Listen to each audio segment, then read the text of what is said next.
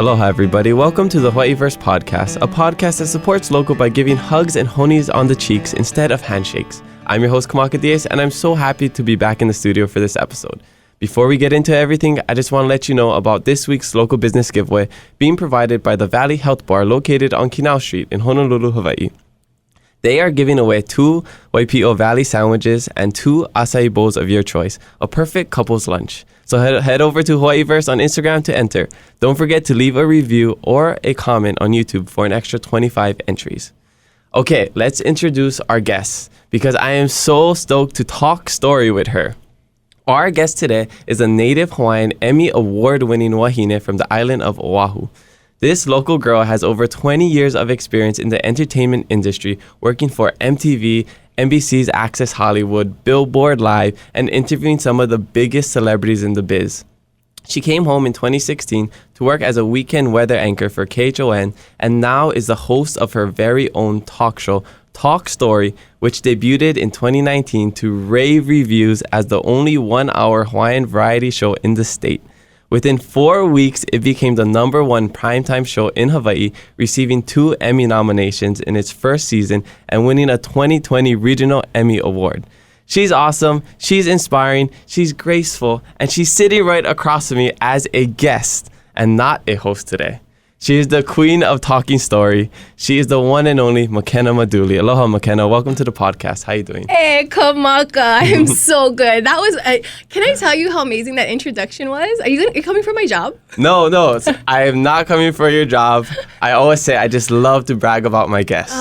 And you know what? It's all about making others feel great. And you just gave me like a spiritual hug. Thank you. How are you? Well, I'm happy. Yeah, I'll give you a real hug after we're done with this. You want honey. I like that addition. That's good. That's witty writing. Yeah. I always add in some funny things that we can relate to as locals. Absolutely. You know, like throwing up the shock. What else we had? We have all kinds of stuff. Sick. Yeah, gotta listen to the old episodes to hear every single one. Yes, I went through some of them, and you're doing some great work for our community. I love that your message is to share aloha. So good stuff. And I'm excited for everything you're doing.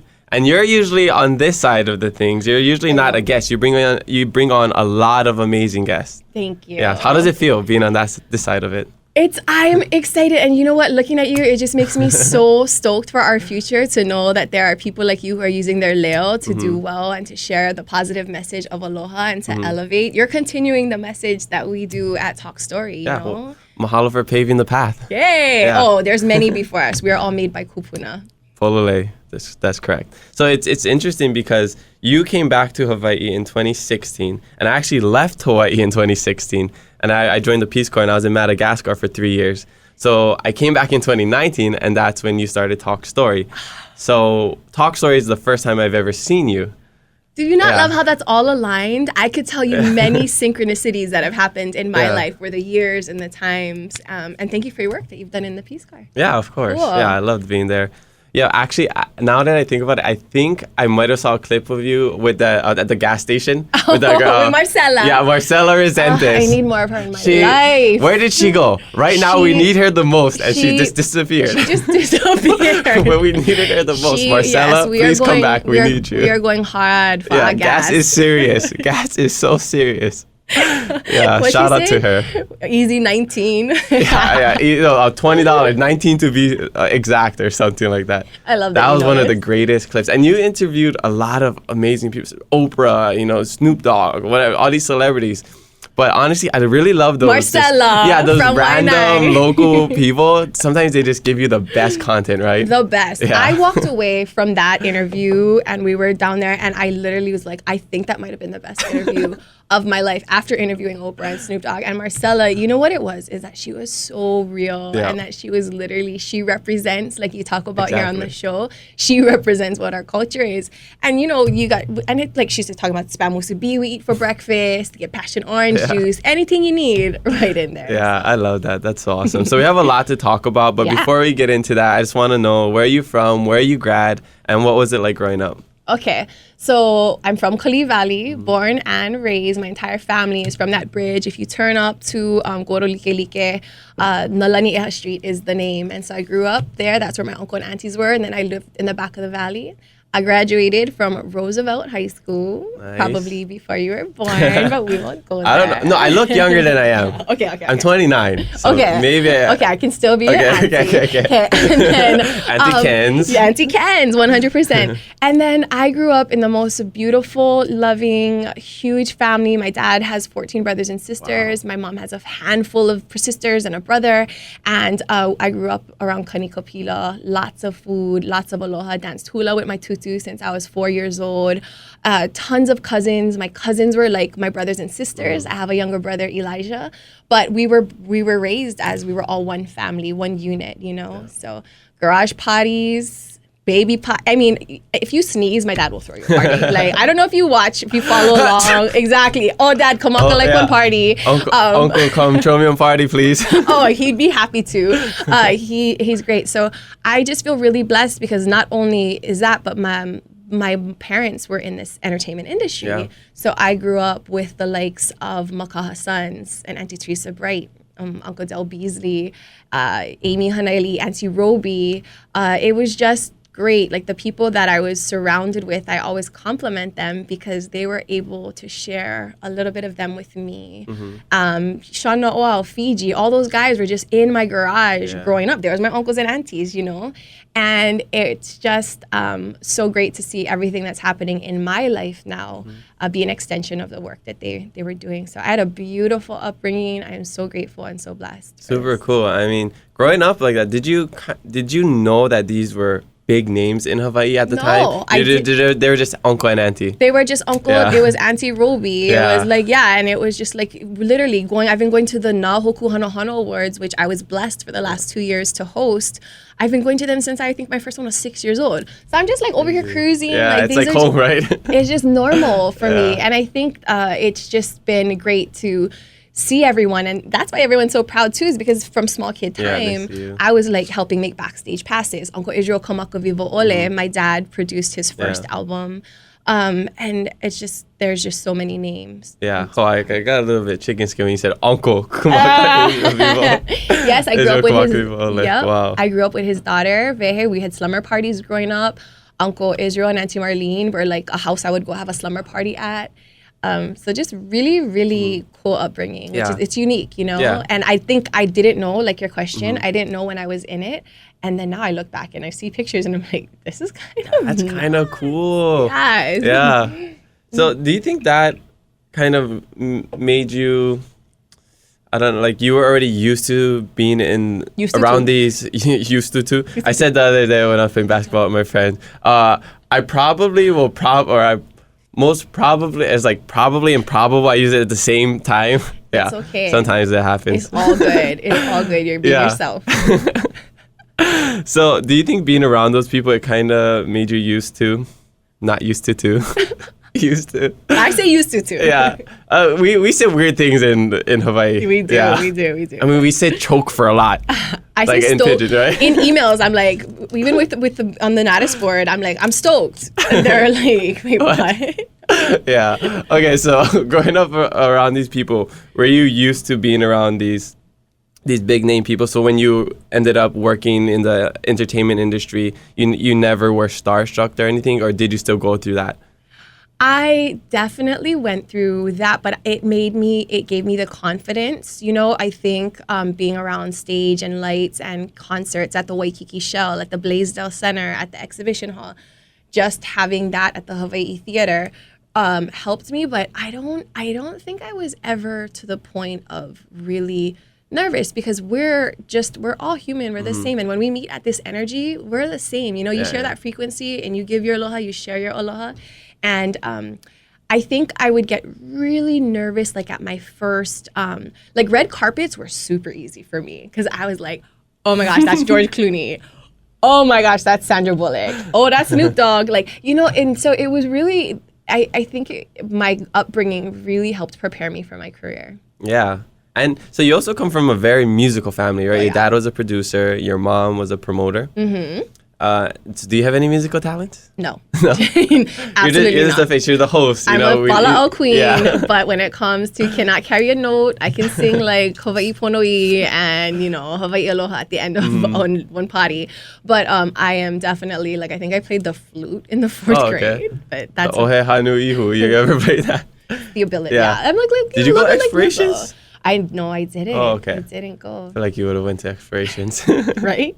Shout out to all the exploration kids out there. I love that. That's funny. So when you were growing up, who did you look up to? Who are your role models? I mean, because you had so many, right? Oh my gosh, I had so many. Well, locally, of course, there was Paula Akana and Pamela Young, Leslie Wilcox. There were just these women on TV that I really admired locally because there weren't a lot of positions for wahine in local television. And I'm missing a bunch of names, but they really have paved the way for women like me who are on television now, who it was a lot harder than it is now. And I looked up to them. I think globally, I've always looked to the way that Oprah made people feel and the way she talked to people. Just like even like Ellen or just I really love people's ability to connect to whoever it is, whether it be Tom Cruise or it be Brada, we can pick up the street right there, and I always admired that growing up. Yeah, I think that's the most amazing thing is being able to connect with people and build those connections. And that's what I really appreciated when I left Hawaii and I was able to, meet with other people that were different than I am, and just be able to talk with them and like they don't know who you are. You could have 1,000, 1,000,000 followers on social media and they don't care. You're just another person, right? Right. Yeah, and I think that's so cool just to have that perspective. It's important. And I think sharing positive energy and speaking things into existence is really important too. Yeah, big on manifest. It's been about a month since I recorded, so I gotta practice my Vala hour, Your Vala hour. Manifestation, right there. There you go. Hey, point for Kamaka. Yeah. So you're big on that? Big on manifestation. Like boards and everything? Oh, I have vision boards in front of my office. In fact, I've always been, and my dad says that he used to do, because we call it like vision boards or dream boards. And my dad's like, you guys have fancy words for it now, but back in the day, it was the yellow pad and paper where we would just write intentions and thoughts and goals and dreams down. And I am a big firm believer in putting words that make you feel good, they make you feel healthy, they make you, they empower you. And I'm really big that on them, you being around them every day so that when you look at them, you speak them, I am strong, I am healthy, I am independent, I am talented, I am created, I am loved, I am safe. And I tell those things to myself every day.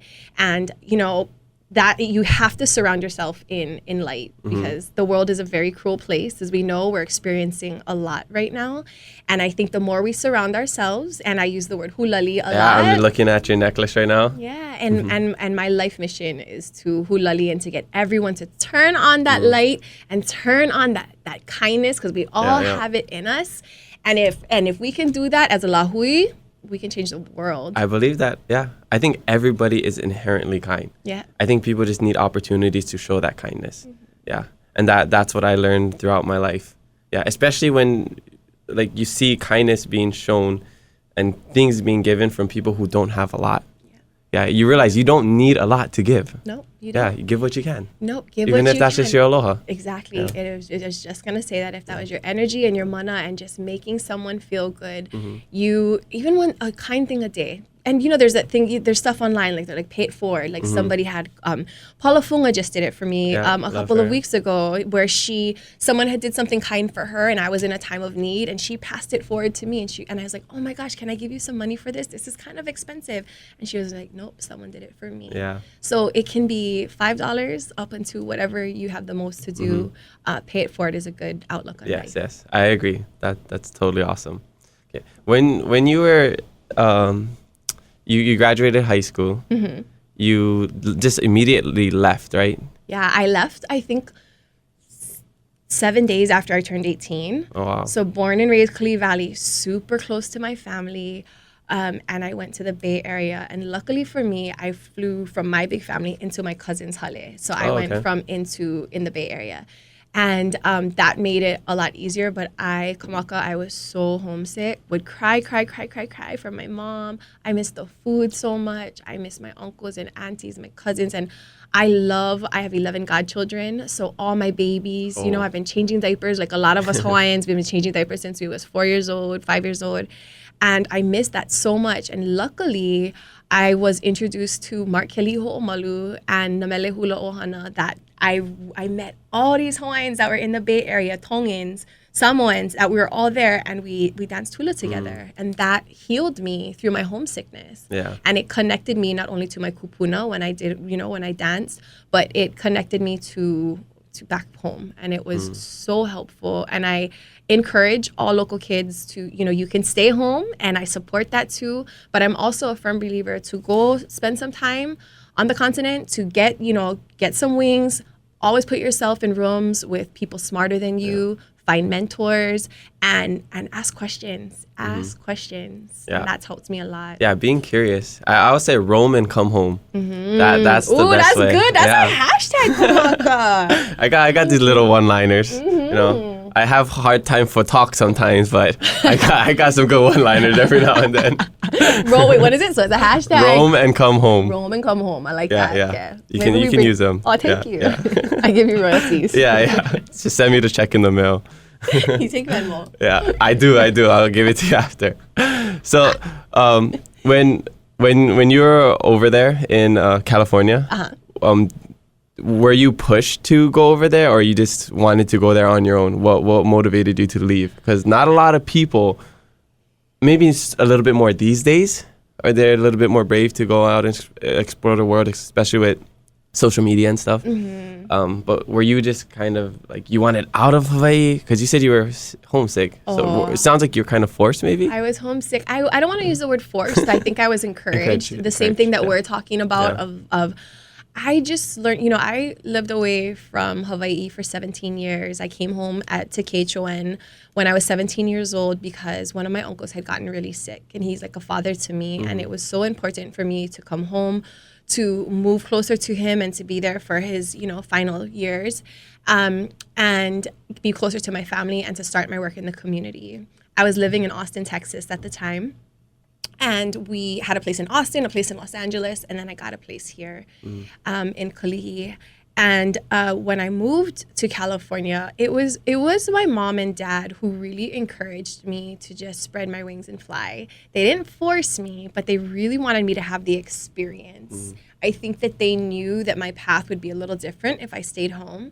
And my dad said this to me, and I want to actually say this to all the listeners who are thinking about college, going away. And this is for San Francisco, but my dad said, home is always 5 hours away. It is a plane ride away. And my dad kept on telling me that when I'd cry and I'd be so sad. I'd be like, Dad, I want to come home. He's like, okay, home is 5 hours away. We'll find some time where it makes sense. And sometimes, we didn't have a lot of money where we would have money. And uncles, like, Uncle DJ Pratt from Kalapana, he bought my ticket to... Wow. He bought my ticket for my graduation. He came to me and he goes, here, this is from me and Auntie. And they bought my flight to California, to San Francisco. And then they bought my first Christmas flight back home in 1999. And that's Uncle DJ Pratt from Kalapana, who's legendary. We lost him this year and it's so sad. But I was sitting at his service, like, what an angel, what a gift, And I always say angels around you. And I feel like I have an army of them. They're all joining in on the podcast right now. They're all subscribed and they listen to the Hawaiiverse podcast all the time. So you guys should get on that too. Share it with your friends. Absolutely. Oh my God, you should be like a co-host on Talk Story or something. If you want a mediocre guy. No, don't say that. Don't say that. Do not say you're mediocre. Speak. What are you? Myself. No. I am amazing. Yes. I am strong. Yes. I am beautiful. My barber was busy though, so I don't have a nice haircut right now. But you say those things to you. I'm still awesome. Yes, you are. You say those things to yourself every day, and I promise your attitude will change. Thanks, McKenna. I really needed that. That's awesome. This is classic. Okay, so you left Hawaii. You're doing all of those things, and how did you end up getting into or finding your own path in the entertainment industry? Okay, so I was always a talker, and it's a funny story that you'll see. But in 1999, I ran for Miss Hawaii Teen USA with Ariana Seyu. Do you know who Ariana is? I don't, yeah. Okay, so she actually won that year, but in that pageant was Keola Deliri, Olena Hugh. Like we had like all this like these strong young Native Hawaiian titas that were running in this pageant, and I learned that I learned how to speak quick on my feet. To really, and I love talking to people. And I didn't know exactly what I wanted to do yet, but I knew that I wanted to elevate our Hawaiian culture. I wanted to shine a light on all the talented people that come from Hawaii. I wanted them to understand that we were more than Waikiki and that we here are an indigenous people. And I knew that at a young age, but I had no idea how I would use my voice or how I would help do that. And as you know, yesterday was a really big day, and as I soak in the blessings that have come, I reflect to moments of this journey. And you know, do you know who Justin Kavika Young is? Okay, and so Justin Kavika Young was very instrumental in me finding my voice in hosting. And there was a boot camp that was $250 by Marky Costello that I went to. And I think he got that for me for my 21st birthday. And it was a weekend where you go and you learn how to be a host. And a host essentially is just you as your personality times when you're in front of a camera, when you're in front of a microphone. It's your own personality and your ano times 100. And that's what I've learned. And I took a boot camp. And I went, I got, luckily through my ties through Hawaii, got an internship at KABC, and I went into hard news. My first day in hard news, there was a horrendous accident, and Tita over here was crying, and I couldn't even write the story because I was so sad. And as an empath, and I was thinking of all these people, I realized that hard news wasn't really my thing. Yeah. I can do it because I like being a voice, but it was a little difficult. And then I luckily got a second internship at KABC7 in Los Angeles, which is a huge television station. And it was through Rob Fukuzaki, who's an epic sports reporter who did some time here as well.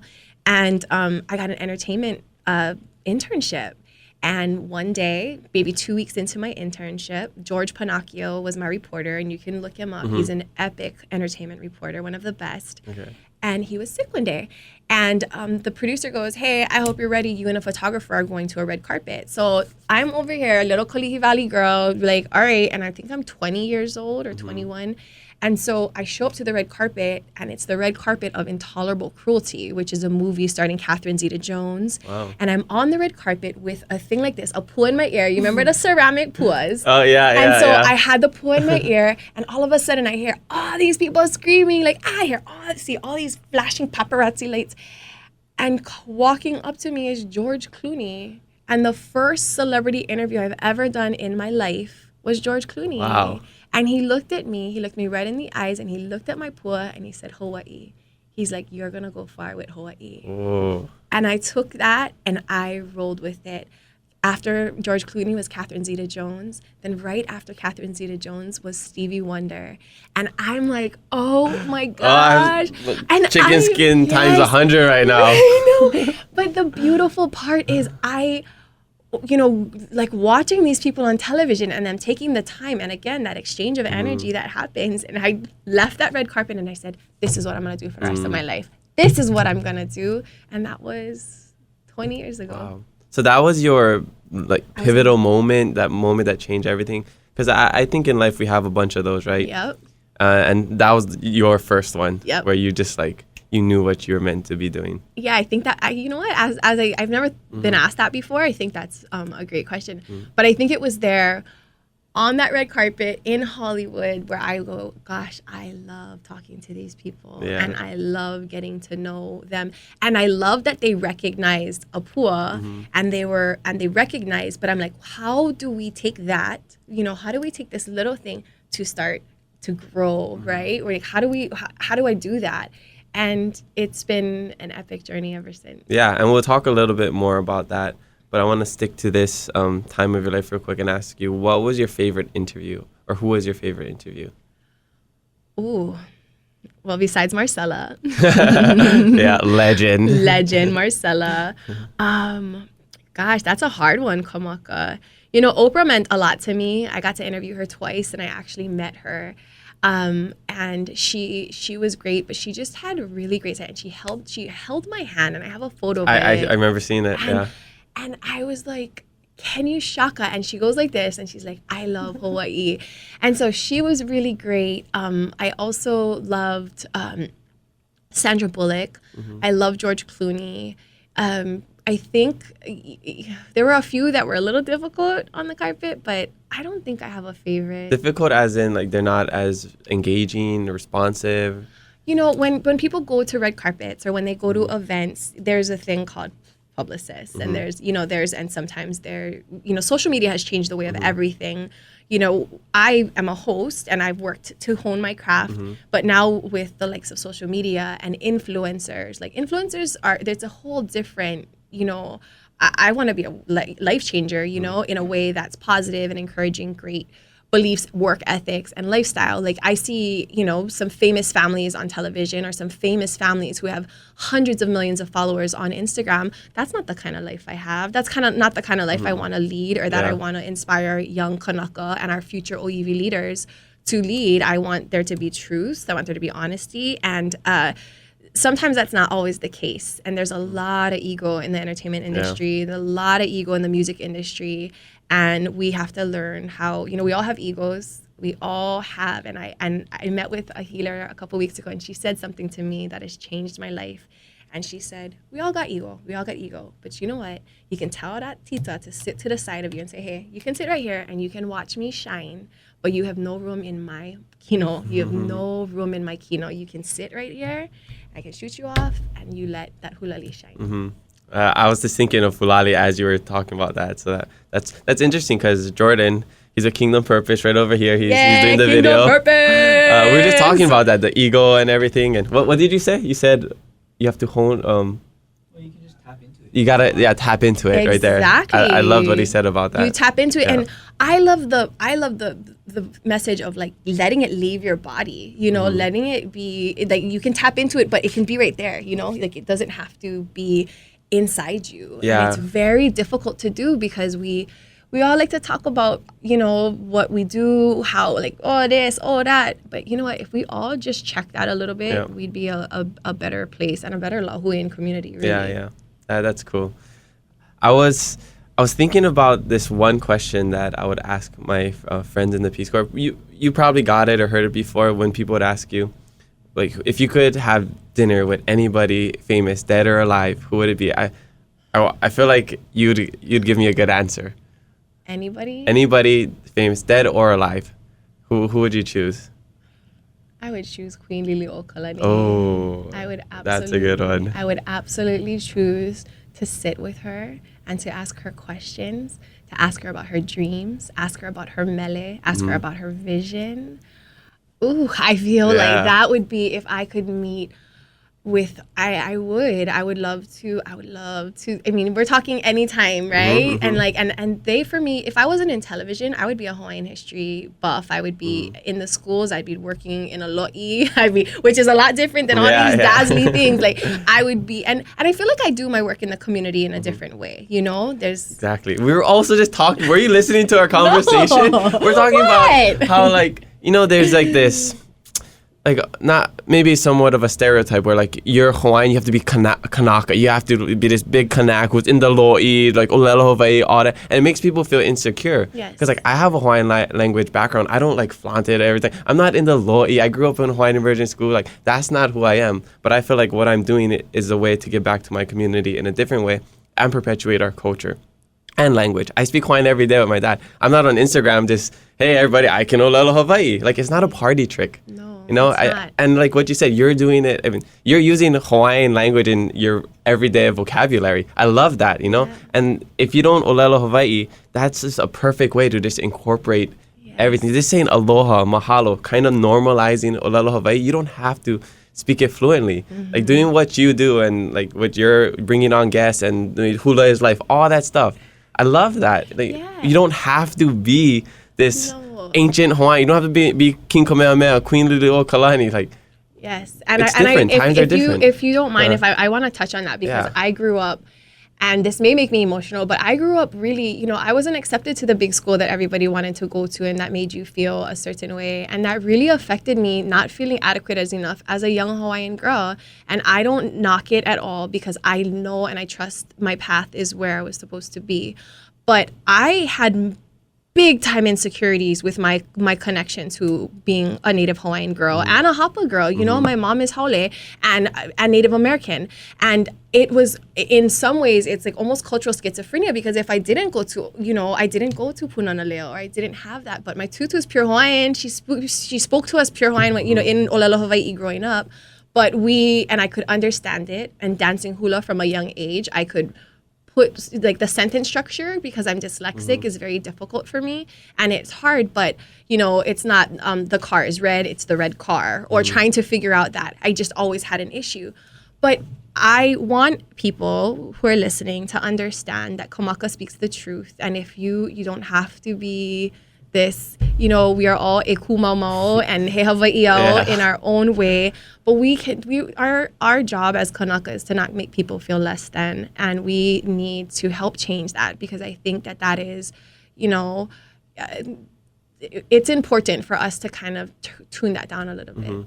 Yeah, and I think with social media too, it's like so easy just to show that and like see somebody doing that, doing protocols, doing oli and hula, and like I can't do that, and it makes like, one, maybe it inspires people, which is great. Yeah, and maybe it makes people feel insecure, but whatever it is, just if you're watching that, you just have to know that like, whatever you're doing is okay. You're like, where you're at now is totally okay. And what you're saying is great. Like, okay, I can't do that. Well, what if I can do that? What if I don't have to do it on social media, and I Google very easily, what is e ala e? What can I wake up into the morning and just say, e ala e? And I'm not you know, and just, what can I do to call in my kupuna, call in my spiritual army? What can I do? And I don't have to do it in front of my followers. I can do it for myself. Exactly. Yeah, I think that's the most important thing, how you treat yourself, how you love yourself. And, you know, that's the most important thing. Whatever social media says, whatever the comments say, whatever, you know your truth. Yeah. You know what makes you feel good. Yeah, and you know, there was something that happened on social media this week that really checked me, and it broke my heart. And there was a story that broke, and it was with someone who I personally know, who's clearly going through a hard time and has mental health issues. And it was gonna be, it was on the news, it was on a Facebook page. I don't want to give too much about it because I don't want people to feed into it and go look for it. But the point that I'm trying to make is that in this time, and it was posted, and within 18 minutes of it going onto a handle on Instagram and going on Facebook and going on this website, the amount of mean things that were said about this person regarding his sexuality, regarding his face, his skin, his hair color, that he was not, and something had triggered him, and it broke my heart to see people sit behind their phones, their computers, and to write these horrible messages that I prayed so hard. And I said, please don't let him ever see this. I hope so hard that his ohana was around him, surrounding him with love. I prayed that he was in good hands, in safe hands. But I just looked at us, and these are all people who are just, I don't even want to say the negative things that they were saying, but I'll say the word clown, like clown, po. And I'm just like, wait, we can't do this to each other. This is not Hawaiian. This is not our culture. This is not who we are, and we have to be better. And I always will come back to kindness is gangster. And if we can perpetuate kindness, and if we can turn those negative thoughts, and all I wanted, and I was like, Auntie Kaz was like, all right, how am I going to taking out the loopy rings. And to be like, and then also like, and that's another one too, like the lickings thing about, like, I saw these things with the island boys that came over here. I saw that. But what is licking these guys gonna do? What is it gonna do? It's gonna make us look like angry Hawaiians. Use our voices. Say, hey, you can't, like, we're gonna use our voice. Yeah, always choose aloha. That's what I say. Yep, thank you, and find your words. You know, like, what's that gonna do?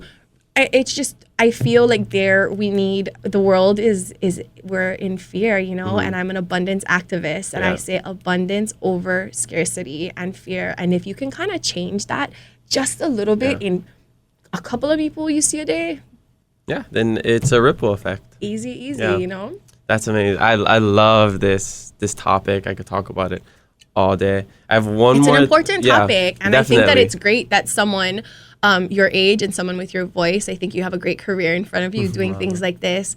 You activate them, and you know, when people sit in my chair and talk story, that's my time with them. Yeah. I'm thinking, you know, I write, host, produce everything you see on that show, but when I sit down in that chair and I sit down like this, and I ask them to come in, and then that's our time, you know, and that's how you have to do. I love that too. Same with the podcast, where it's so refreshing because you're just here talking with somebody one-on-one, getting to know them, connecting, and then not attacking.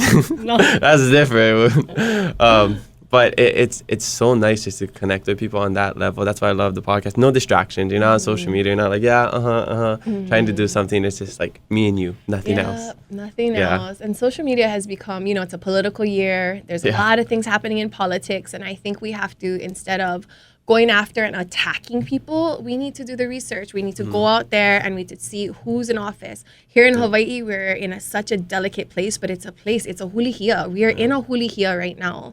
And if you think of all the things that are happening and then how we can do is it flips over, and each of us getting out into our community and helping, like, it's amazing, you know? It's I think we if we can just switch that on, we'll be okay. Yeah. And try not to feed into that negative energy. I mean, because you said with politics, like we had BJ Penn on. There's other people like, you know, Josh Green, Kai Kahele, they're running. And there's a lot of hate on going to both sides, right?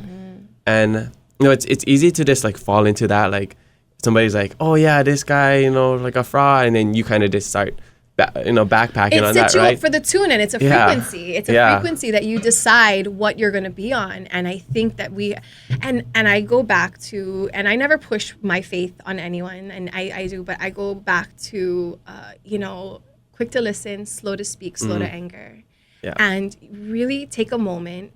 And even a couple of days ago when I saw all those mean comments online, I wanted to give everyone a mirror. I wanted to give everyone a mirror and say, look inside of you, and what made you just write those mean things about someone you know nothing about?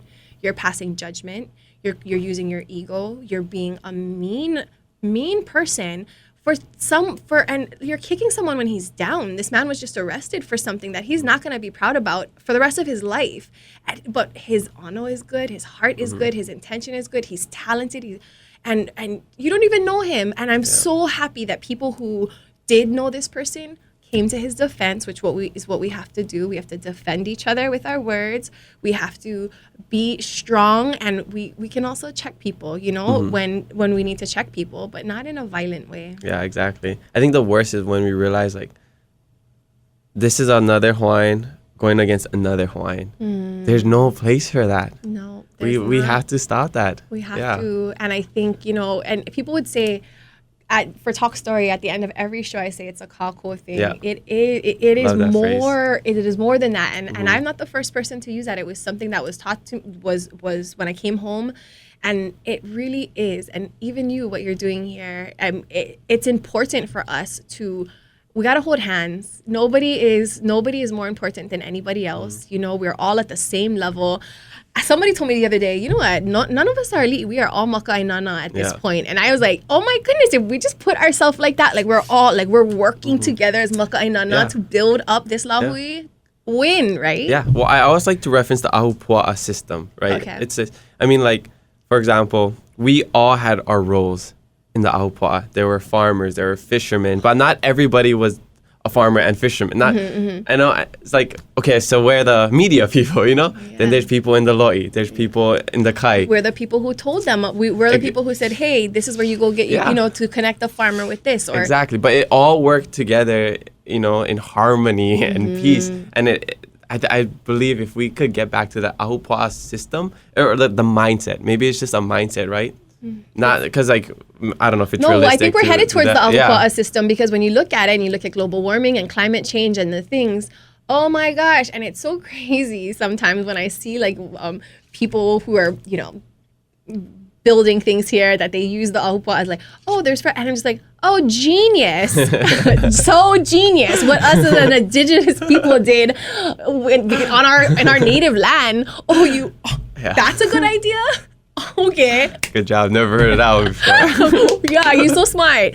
No, like that's us. That's Yeah. ours. That is what that is innate to us. exactly. And then as an indigenous people, this is like, it's a little bit frustrating when you're like, wait, that's my culture. Yeah. That is how beautiful we are. We are self-sufficient. We were the most linguistic. Like I mean, it's insane. But we can change that. We can change it to make more people believe it, elevate, and live it. It's a lifestyle. And we do that change. through positivity and action, Absolutely. I not agree. just talk. Love that. Yeah. But that is a good segue, talk stories, and then you go into action. There you go. Okay, so we're gonna get into Instagram questions, but I just wanted to share my Should I shake it off a little bit? no, I wanted to share my guest because this is gonna sound not as cool as yours. After you said you would sit down with Queen Liliuokalani. I thought my answer was super cool because I was like, oh, if I could have dinner with anybody dead or alive, I would choose Tupac. And ask me why. That's okay. Ask me why, though. Ask me why. Why, Kamaka? Because if I have Tupac as my guest, then I can find out if he's dead or alive. Wow, yeah. That's the only reason. I respect that. I mean, he's one of my favorite rappers, but Of course. yeah, after you said Queen Liliuokalani, I was like, oh, that's such a better answer. But I feel like I still had to share Could you share imagine it. what it would like to have tea with her at Washington Palace? crazy. And to have a luau and just gather. Imagine around jamming with her. tea. Yeah, Done. that's Done and amazing. done. Okay, so now this is gonna be a segment for Queen of Talk Story, McKenna Maduli. So I'm pretty sure, can I just correct you because you're saying this, but I'm pretty sure my tutu was the queen of talking story. yeah, So but then it passes on to the that's next right. one, As right? her namesake, Yeah. Manolani, I will take on your very kind compliment. Okay. All right, so we got a few here. This one is from Island_Kitty. This person wants to know favorite old school snacks.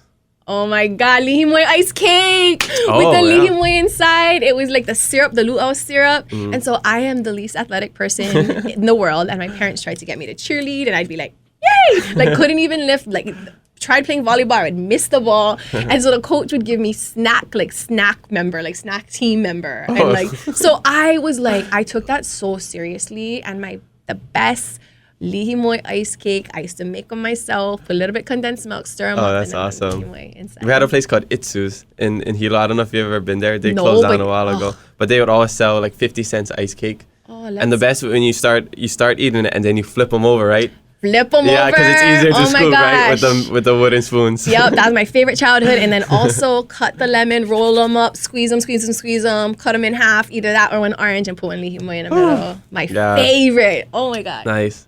What about like the old school candies, like this like lihimui seeds? I love the rabbit candy. Oh, the lucky one. Yep, the rabbit candy was really good. Gosh, what else? All kind of candy. I'm a very big condensed milk goody, you know. Oh, yeah, on goody, Maui, yeah. yep, my auntie would make it with like 7-Up and condensed milk and strawberry diamond head soda. Oh yeah, that's a classic. that's the yeah, one. yeah. My stepdad loves Oh, that. you're taking me back, Kamaka. Yeah. I'm gonna make this. for, Hanabata like, days, kind things.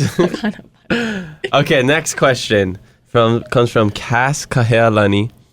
She wants to know, why did she move back to Hawaii? She was the next Juliana Rancic.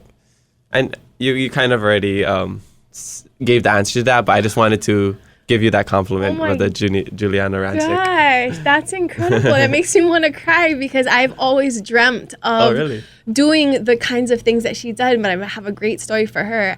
I actually changed that because after I started going to these red carpets every night of the week, I actually started feeling a little bit of my own hulali and my own ano and my own like mana starting to dim because of ego and because of the things. And one of the last red carpets that I did, I was actually pinched by a publicist because I didn't ask the proper question.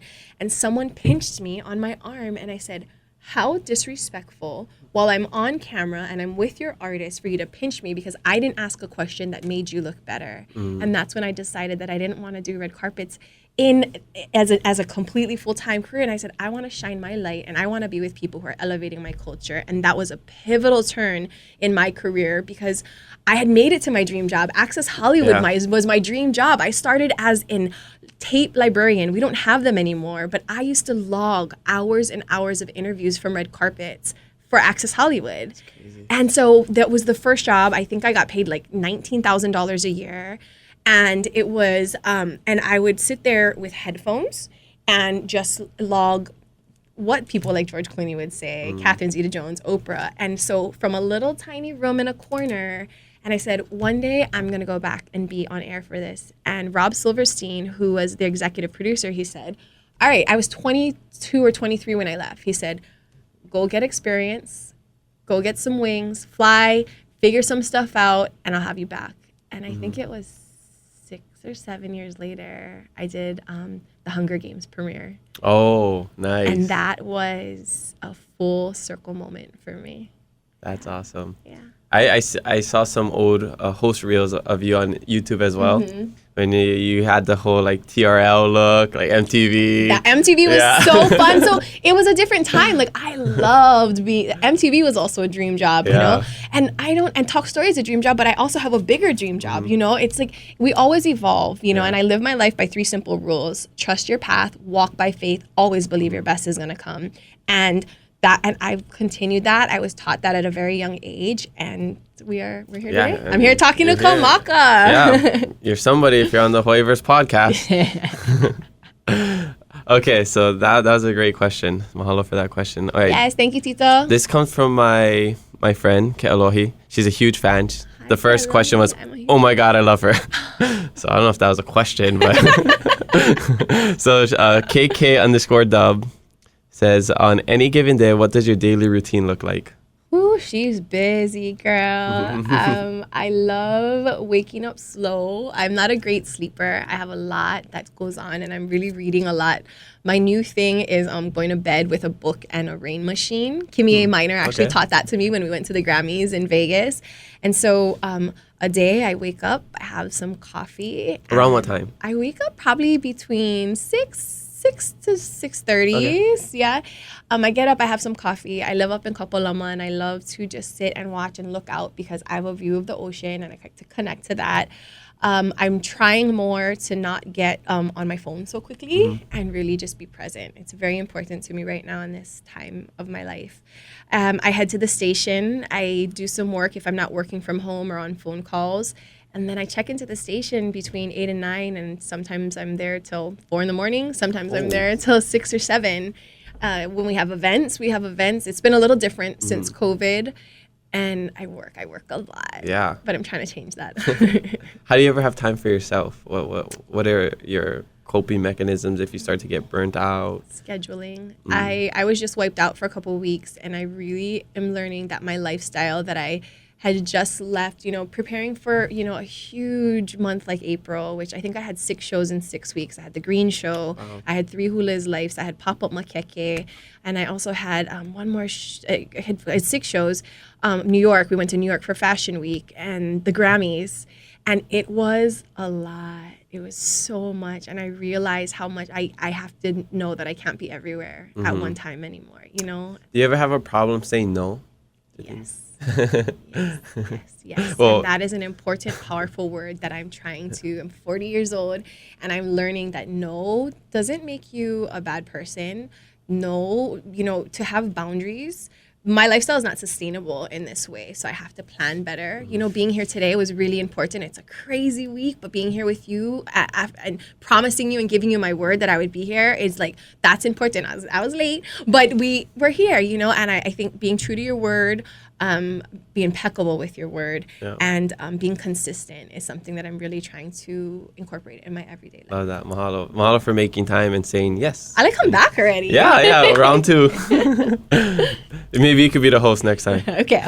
And then I'll bring another guest. I give a small chance. I'll just write I give notes. a small chance for being a host of a podcast. Awesome. I mean, you basically have a TV show. You don't need a podcast. It's like a podcast, but way bigger. Are you telling me you want to come on Talk Story? Is this your kind of way of telling me? I'll send you my resume. Nah. Hey, you know what? We can work something out. That's classic. And you Olelo Hawaii? I love that. This could be cool. What if we sent an Olelo Hawaii correspondent and you could go cover something? We'll figure something out. Yeah.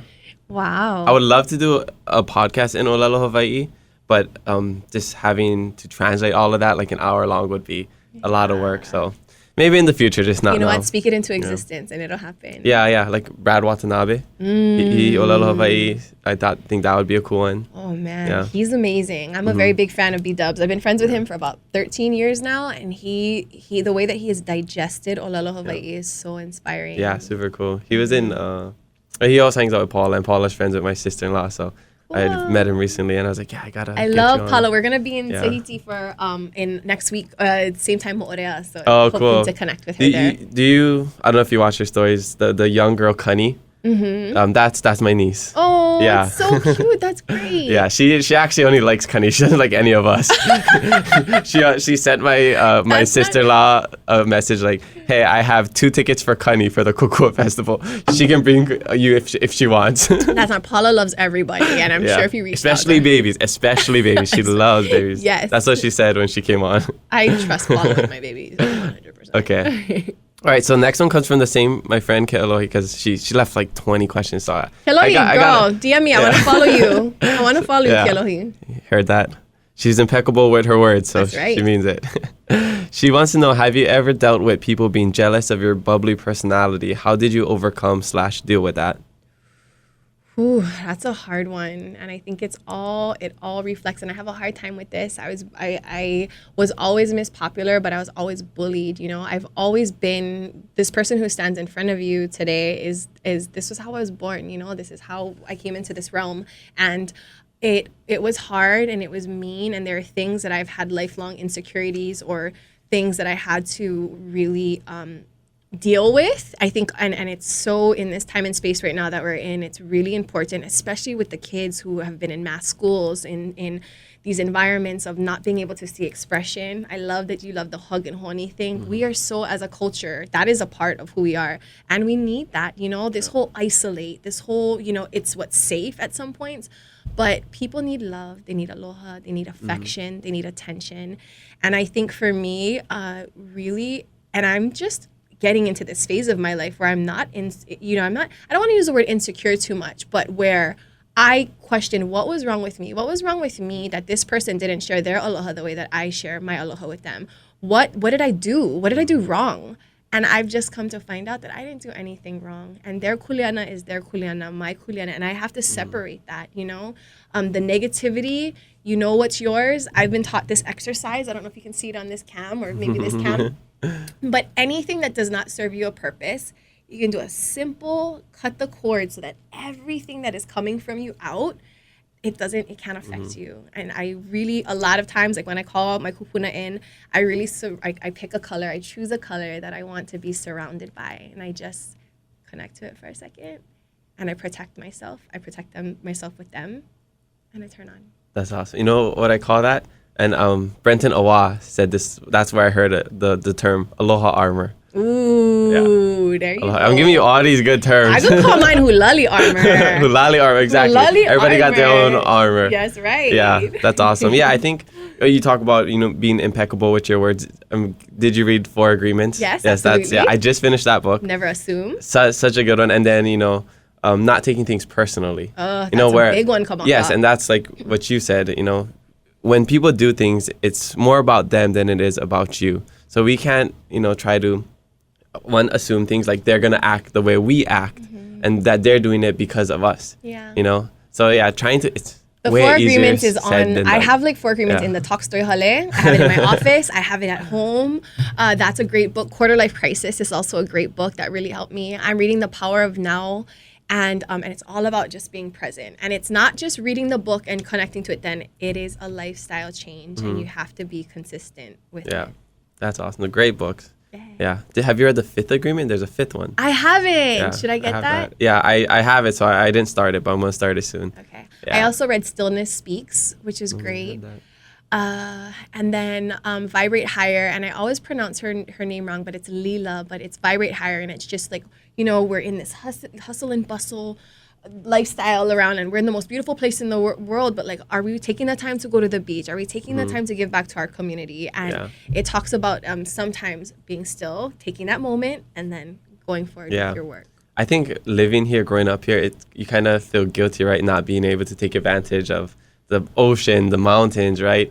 You're just like, it's a nice day, but I just want to stay home and be lazy. No. But you're just like, I gotta go out there, surf, gotta go on a hike, you know? And just, you know, when in that time I was down, I went to the ocean and I went to go get, I think I did like an IV drip. And right after I was driving past Kaimana, and I was like, it's 5:15, the sun is setting, and my favorite color is sunset. And so I sat down, I parked my truck, I went out, and I just listened to the ocean. I was under the sun setting, and I was listening to Keiki playing in the water, and it was the best therapy ever. Love that, yeah. Great. Ocean therapy.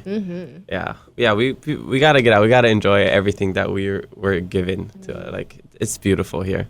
Make time. I was only there for 20 minutes. But it changed my whole day. Changed my whole mood. Changed my whole day. At one point, I would just, as if I could just get in the water, just force myself. Like, I have a million things to do, but just force yourself to jump in the water. Just don't check your phone for 20 minutes. You know, that's the best. Yeah, that's when you rule and start at 20 minutes. And I've been doing it for like nighttime, mornings, not going straight to my emails, letting myself have a cup of coffee before I get into emails is really important. Yeah, I always try that and fail miserably. But I'm trying. Tomorrow's a new day. Yes. That's why I always tell myself, be easier on yourselves. You know, there's always another day tomorrow. Yeah. Okay, last one. This comes from Wainani with 2 eyes. Okay. What do you think people of the world can learn from Hawaii/Hawaiians? Ooh, this one we could go on for hours and hours and hours. There's so much. I mean, we've talked about it, you know, and over the course. Look at how they look at us and how we lived as a people, how we were sustainable, how we took care, how we perpetuated our language, our culture. I think that Hawaii is the pico of the world. I believe that we can change the world through an example.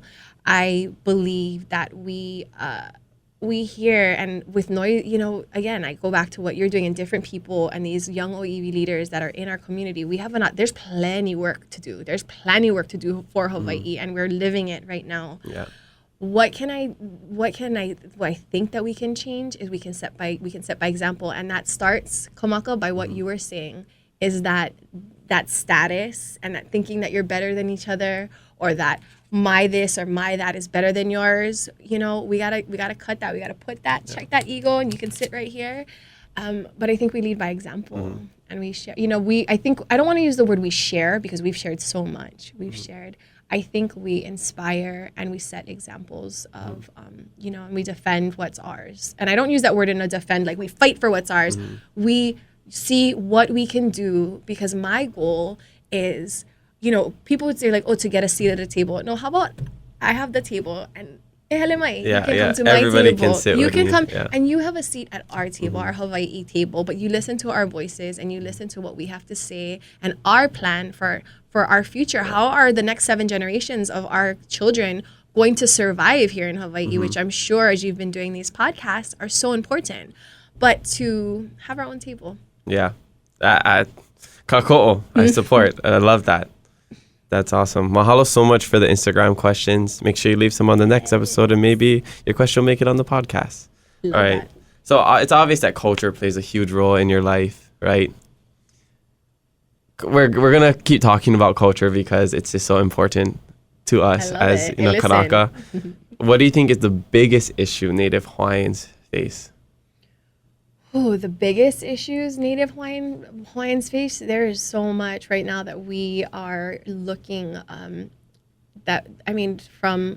our, I look at our keiki right now, what we're doing, right? And just like, how are we going to help them be the leaders? Like, look at what phase you're at. You're at 29, I'm at 40. How do we set them up for success? And I think it's planning, and I think it's really, we need to come together. As you mentioned, I think it's great that you're aware of it, but having 2 Native Hawaiians run against each other, that's not, I mean, we have to realize though, like there were, how do I want to say this? Like there was voting, you know, how would people come into where there's succession or what there was, but educate ourselves. I think learning how to use our leo, using our voice, get out there, get into the community, figure out what it is you're good at, and and try to see what you can do to help, because there's many things. There's mental illness, we have homelessness, we have people that we just need to help each other. And I think just if we can do that, we'd be a lot better off right now. Yeah, we have to have the mindset. Again, we were talking about this topic off the podcast before you came here with Micah Banks and Jordan, how it seems like when you leave Hawaii, you're more supportive of other Hawaiians than over here, where it's just like, I see you with a Hawaii t-shirt or something, and they're like, oh, like you become best friends, you connect like that. Yeah. But here there's almost this competition where it's just like, oh, bro, why are you looking at my girlfriend? Yeah. You know, like, and then you want to just like, you get so angry. Yeah, I think I want to re-answer that. And I think when you say, ask me the question one more time, because I think that I think it's all, go ahead. Okay. Question, what are some of the biggest issues Native Hawaiians face? They are endless, the issues that we face as Native Hawaiians. But what I wanted to say was that what we can do is we can meet all at the same space, at that same frequency, where we're not scrapping against each other, we're not calling each other out, we're not fighting each other. We check that ego and we find, brother, there's plenty work to do for us Native Hawaiians. And whether you're going to go sign wave for somebody, you're going to go to an lo'i, you're going to be doing what we're doing, there's so many ways that we can get people to help out, you know? Yeah, and we got to support them, you know, not just when we leave and then we want to support local, you know? We got to support the people here right now while we're over here. I think, but that goes back for me to fear, right? It's fear of someone being better than us. It's fear in someone winning something, fear of... Which is all ego talking. It's all ego talking. And again, it's like abundance over scarcity. What do we have that's different than other cultures or states or places? And I think it's great that we need to educate ourselves. We really need to. I think we need to put the phone down. Like, and I've been trying my best, and I'm always on my social media and always and I'm like, all that energy that I'm spending, like, what could I do more? Like, what could I do that would help do something positive? You know, I'm looking into possibly fostering a keiki. I'm looking into maybe like making it, you know, holding myself accountable for helping young kids. I'm not a mother, I'm a godmother, but like, what else can I do in my community to help share my love, to take care of us, and to, you know, there's plenty kids who need aloha right now too. What is the age for fostering? Can you foster a 29-year-old man-child and take them to all the cool events, or how does that work? No. Asking for a friend. Asking for a friend. No? Is that not possible? You want to be my foster son? Come on. I mean, if you take me to all the Grammys and the Emmys and these Kani Kapila jam sets, if I can call all these famous people uncle and auntie, foster me right now. Okay, it's done. I think I got my social security card. I don't know. Do you need that or ID? How does it work? Okay, Kamaka, you're my official first foster child. Nice. Unofficial, official. Okay. Well, yeah, mahalo for sharing that answer. Still talking about little kind of adversity and challenges. What, you know, adversity or challenge have you faced as a wahine in the film industry or like entertainment industry, you know, media, news? Because there has to be a lot, right? Especially going back a little bit, because we're not as like we are now. Right, we're in a different time than that. So that's a loaded question, because there are many things that have happened to me that were inappropriate and cross boundaries that I probably wouldn't, you know. But when I think back to them, I wish that I was in a different place. But I think for a lot of women in this industry or on the come up, you know, there's something when I was in Hollywood that it's called the casting couch, and you can use your imagination on what that means. You know, if there were certain things that happened on the casting couch, you would get this role. And I think we've seen it play out in the Me Too movement, in the, you know, in what's gone on. For myself personally, I think being raised by such a strong mother and being raised by my family of cousins who would probably like people, just defending myself. But I don't like that to define a lot of what I've been through. I think just finding boundaries, knowing when to leave, knowing when to say something is crossing the line, is really important. But adversity, there's just so many things, you know. We're fighting for equal pay. We're fighting for to have a voice. You see, you know, one of the things I'm really proud of at Hawaii News Now is we are led. Katie Pickman is a female general manager. Colleen Ching is a director of sales, and she's a female local from Hawaii. You know, we have all these great, powerful women, and you can look in our community, and so the tides are changing. And you know, we say the term "mono wahine," and you're gonna see. I think the future is wahine, and you're gonna see a lot more in the next forever. Yeah. You're scared. You're scared. No, I'm not scared. No, please, I'm your friend. I support you. Here, take my wallet. No, I love that. I love Shaka Tea, by the way. Shout out to them. This mango vibe biscuits, I love them. You guys can send some to Talk Story too. I'll tell Bella. I gotta get her on the podcast. Yes. I wanted to ask you your thoughts on this because Jordan and I, when we were just walking over here, we're talking about how, oh yeah, you're like the local like Oprah, Ellen, whatever, and I was like, yeah, maybe, you know, I got the podcast like Joe Rogan of Hawaii, and then I'll be like Ellen of Hawaii, and like, oh no, what about like Steve Harvey? And then we started talking about that, and we're like, wait, why are all the females, they have daytime talk shows? And then I was like, oh, what about like the late night shows like Jimmy Fallon, Stephen Colbert, and like who else? The James Corden, and there's other people before that. Did you ever realize that? Is there a reason for that? Think about it. Like the women, you know, if we look back, the women were at home with the children, right? And the women were home watching, and they were the home, you know, the the caretakers, and the traditionally that was who was home at 10 a.m. when shows like this, you know, Sally Jesse Raphael. Oprah was on at 4 o'clock every day for 30 years or however many years. She was on 40 years. Please, I hope I didn't get that wrong. You know, and so that was when women were home and they could turn on their TVs while they was cleaning the house, while they were doing stuff. And then at nighttime, more evening television, which is male dominant, you know, there was more men who were watching, you know, in my time, Jay Leno, Dave Letterman. That's just my personal opinion. I don't know if that's fact, but but that has to be purposeful. Well, the audience, right? It's demographic. Yeah. So who's home from 8 in the morning when the talk show, you know, totally Hoda and Jenna starts in the morning, and that's who's at home, you know. Yeah. Wow, that's so interesting. I don't know, just a random thought we were thinking. We don't really question things, right? What did Jordan say? Jordan, what you said? I said big networks don't make mistakes. Yeah. They do that for a reason. Yeah. Okay. So. Jordan, you just said something that no big networks don't make mistakes, brother. They make plenty mistakes. Not they don't make mistakes, but they do things intentionally. Yeah. Oh, there you go. You're not just gonna put one girl on just to put one girl on. Yep. Yeah. That's right. You're right. Yeah. And there are so many tests that are done, you know, before people. You're right. That make auditions. You know, I've been through, and people when they see me now and they're like doing this, and I want to clarify something because I love that. Like, I love the comparisons or the like as, but like, I just want to be McKenna Maduli. I just want you to be Kamaka Diaz. I just want, I want everyone to connect to their inoa. And what is it? My name is McKenna Manolani Li Maduli. And who am I? I am a person who wants to be a light, a hulali light in this crazy dark world that we're in right now. And it's so nice to hear those things. But I think if we all connect to who we are and we're back to this being of be, like it's just, you know, I feel like I'm repeating myself, but it's like literally you have to come back to who you are.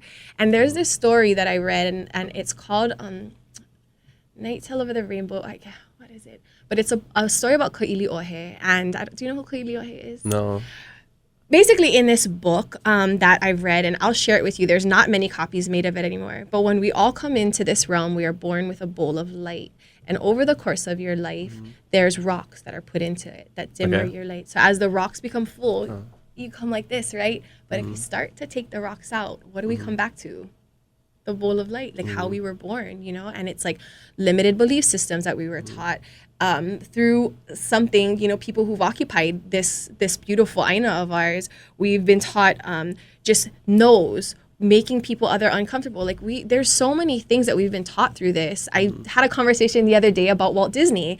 I grew up like, I love Disneyland. I love Disney movies. I love like all of this. But I'm like, when you think about it, it was like, I don't need a man to save me. I don't need someone to save me. I can save myself, you know? Anyone, and I think now too with drug use and everything that's happening in Hawaii, and this is not new to in my family. I have addiction issues. We have different levels that we all know someone who knows someone.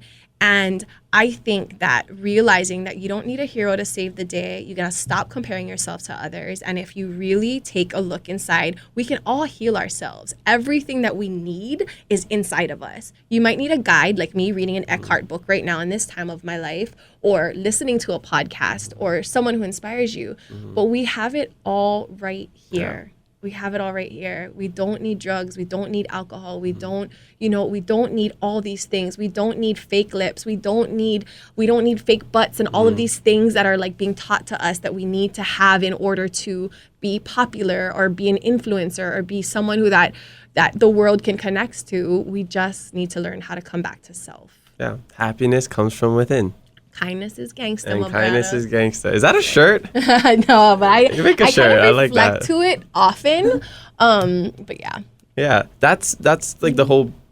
That was like the foundation of what I started my race to 50K when I paid off my student loans. Congratulations. Mahalo. Is like I believe that people are kind. Like I wasn't just gonna ask 50,000 people to give me $1. Then I got $50,000. But I was thinking if I do jobs for them, if I help them out. Is that reciprocation, right? I help you, you help me. And I leave it to them. However much they want to give, they can give. And it was all donation based. I didn't charge $1. It was all donation based. And just because of the kindness of others, I paid off my student loans. Yeah. And it was almost like a social experiment, right? And weren't you so great? Yeah. Like it was just like, it was a social experiment. Yeah. And and that came from what did you have? An intention, and you wanted to goals, and you made it happen. Yeah, and with a lot of help, with a lot of community support, and that's when I was just. But what did you do? You asked for help when you needed it. Exactly. Yeah, that's what I learned as I get older. Don't be afraid to ask for help. And I'm learning that right now too. I take on so much on my plate. There's so much going on, but it's like, hey, what can I delegate to you? You know, like I'm learning a lot of it in the last day of like, hey, can you take care of this part of Yeah. So what are your long-term goals? So you have Talk Story, killing it.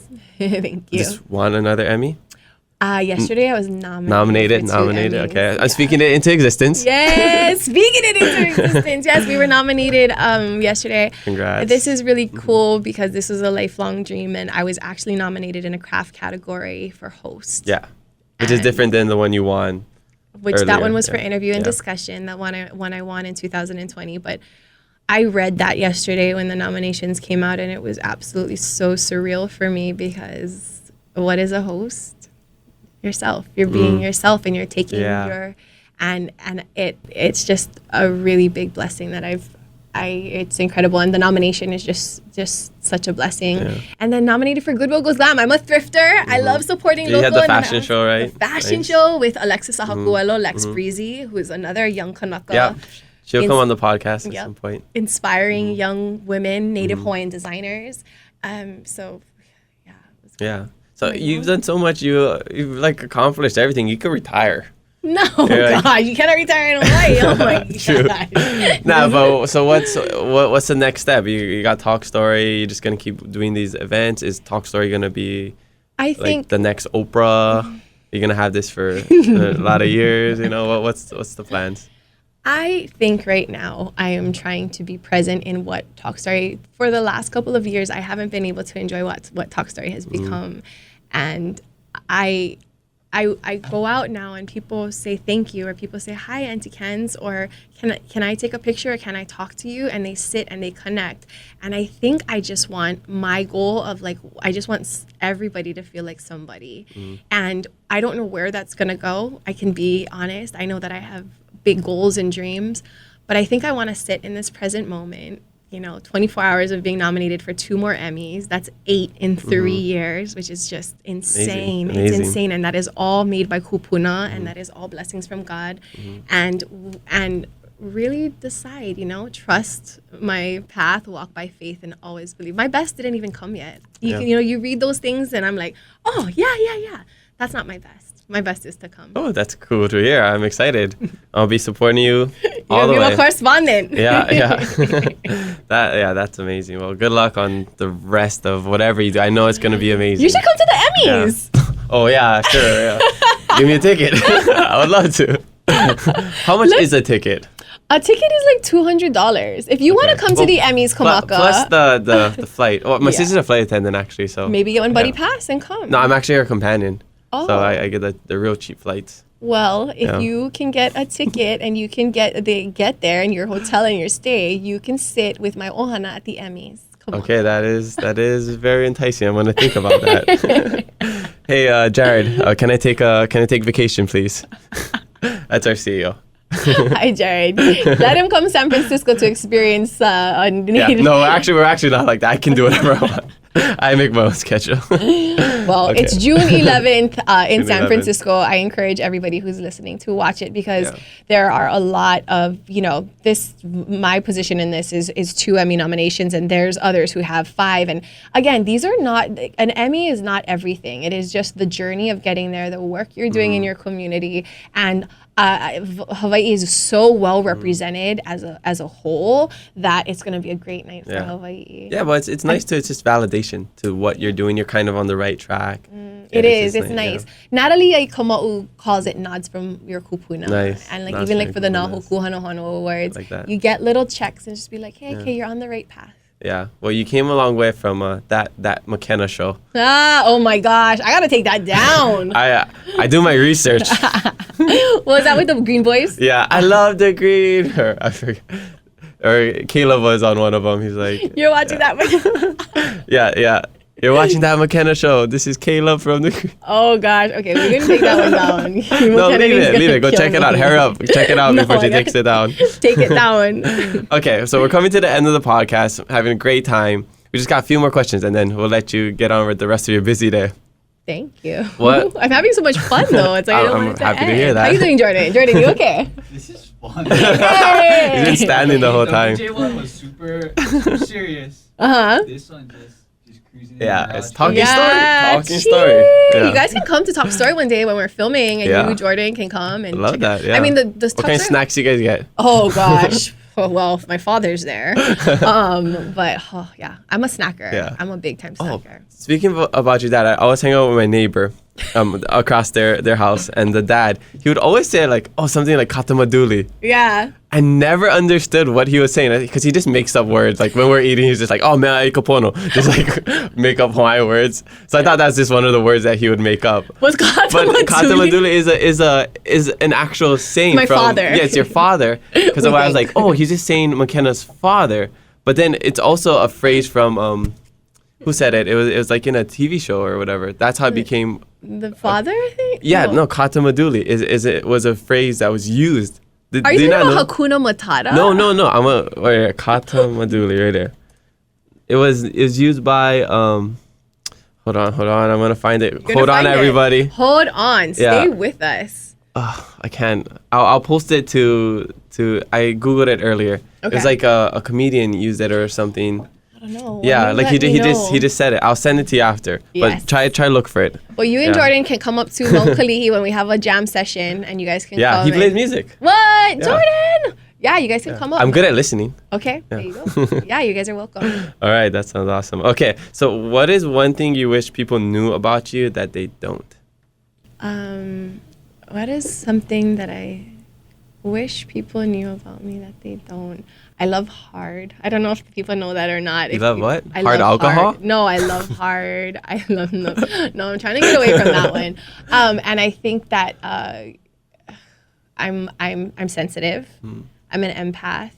I really take. I feel people's energies and I just feel them when they're around me. And I think sometimes I wish that I can heal everyone, and I know that if I set an example, or if I can heal myself and be within, I wish people would know that about me. Sometimes I think people are quick to judge me because of the way that I look or the way that my exterior does not. My interior is so much more pure than what I think people think it is. Yeah.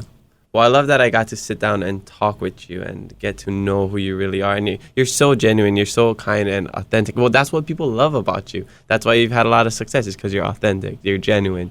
You know, you won an Emmy or got nominated for an Emmy, will win an Emmy for literally being yourself.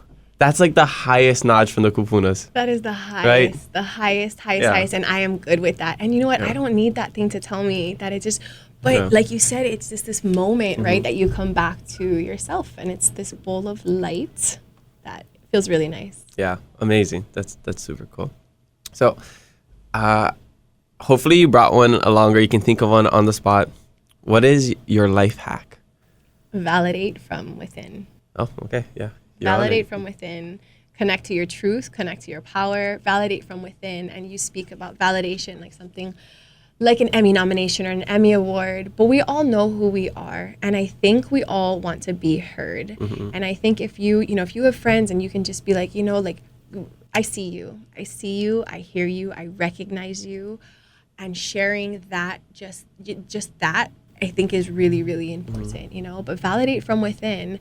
Do I need that Emmy? I don't need that Emmy. Like, I don't need it. Is it something nice that I can put on a shelf? Absolutely. You can swear it here. Oh, again. Absolutely. And is it pretty in gold and all that shiny stuff? But you know what? Everything that glitter isn't gold. Oh, nice. Well, makes me think of hulali again. Yes. You live hulali. You are hulali. You That should is just change my your name to hulali, honestly. If you watch any program that I produce, host, write, anything, at the end of the show, at every single show, and you hear my dad play the ha'ina, and I say to the beautiful people of Hawaii, hulali, reflect light. Yeah. And anything that I put my stamp of approval on, or I know that I've poured my hulali into, I rate that, and it's a kind of reminder, everybody has hulali. Everybody does. And what did you say? Everybody has that kindness. Yeah, I think everyone is inherently kind. Yeah, it's in them. Turn it up, people. Let's Yeah, turn it yeah. up. Let's make some noise. Exactly. I love that. All right, so what are some of your favorite local businesses to support? Oh gosh, all of them. Hello, Papa Makeke, and also I just came back from Hilo with Mary Monarch. I love handmade things. I love Oh, the craft fair was cool then, yeah. The craft fair was cool, and I think to receive or to support someone, a tutu, an auntie, a young Native Hawaiian entrepreneur, if people think they've put me in this realm too of like for this Native Hawaiian, but like I support. We are a melting pot of the world here. If you're a Japanese, Chinese, Filipino, Portuguese, whatever you are. But receiving something that was handmade by someone, and it's just there with that intention, I love papale, always like nonstop. Bring the papales back. Yep, I think just anybody who's making something to support themselves goes back to the ahupua of like like what we're doing in a community is. You want me to drop some names? Only if you want. If you want to shout out some of your friends' businesses. No, all of them, and I try to do my best to support every single one of them. I get, people send me things all the time, and I try them. I like to be very sure before I share them with others that I like Shaka tea. Like I love Shaka tea, but I wouldn't be sitting here drinking this if I didn't like it. I love this, and I love the mission behind this. Kahulale'a, like this dress. Like this is something that Kehaulani from, Puna on the island of Hawaii, she made these things that this makes me feel pretty. It makes me feel beautiful. And those are the types of people that I love to support, that they want people to feel better than when they had something, Yeah, that's awesome. Yeah, and Hawaiiverse, right? Yeah, Hawaiiverse. We'll get the shout out to Hawaii. You gotta sneak that in. I know, you better give me one shirt, or I gotta buy one shirt. I got a bunch of shirts in there. Yeah, don't worry. Yeah, that's all we can give for now. Stop. For now. I said for now. For now. But we will grow. I believe it. I like to keep everything internally. Yeah. Okay. But I am big on, like, when I did my race to 50K, when I was still in Madagascar, people would ask me, what's next? Yes. And I'll tell them, I'm going to pay off $50,000 in student loans in 1 year. I'm going to. Yeah, I would tell them, like, I just committed. Yeah. Because once you say it, like, being impeccable with your word, once you say it, it has to happen. And that's how I am. Like, I'm a man of my word.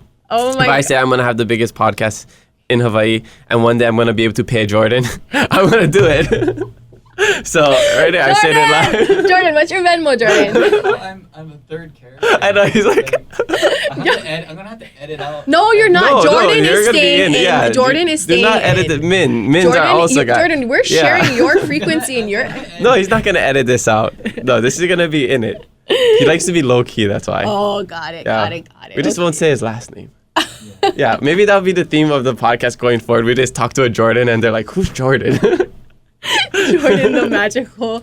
Yeah, the correspondence. That's funny. All right. Well, do you have anything else you'd like to share before we close up? No, I think we've covered it. I feel really good, and I feel really great that you guys are, that you, not Jordan, no. We're in Ohana now. I'm just really grateful for how generous the people of Hawaii have been to me. I'm so grateful that I've been welcomed in to everyone's homes, just as that I want, you told me, you reminded me of like this lifestyle that I was born into and this family that I was born into. And if I can make everyone feel like you're a member of my ohana and that you're a member of just someone who I send my aloha to constantly and that nothing but my hulali reflects on you, my job is done. I win. And then when you win, we all win. Absolutely. When one Hawaiian wins, we all win.